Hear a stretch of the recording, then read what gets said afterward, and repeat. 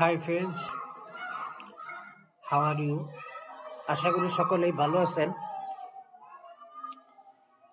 অনেকে জানতে চাইছেন যে ক্রুড অয়েল মার্কেটটা এখন কি অবস্থা আছে।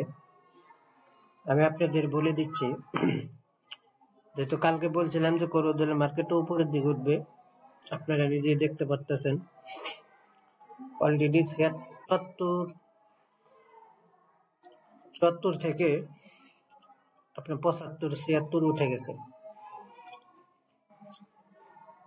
এখন পর্যন্ত মার্কেট প্লাস আছে। দেখেন এখানে সাপোর্ট নেওয়ার পরে এখন উঠতেছে, উপরের দিকে উঠতেছে।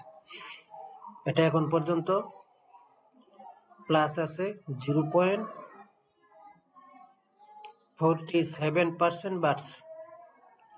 47% এখন পর্যন্ত এই দামটা উঠছে। এটা আরো উঠবে। এটা 77 দেয়া থাকবে। এখন 76 আছে, 77 উঠবে। এটা দেখেন এমন আছে, মার্কেট বন্ধ হওয়ার আগে এটা আরো উপরের দিকে উঠবে, মানে আপ হবে। ডাউন হওয়ার সম্ভাবনা খুবই কম। তো অল্প কিছু বাড়ে, সেন্ট বাড়ে, অল্প টাকা বাড়ে, অল্প হালকা হালকা বাড়ে, আবার হালকা নামে।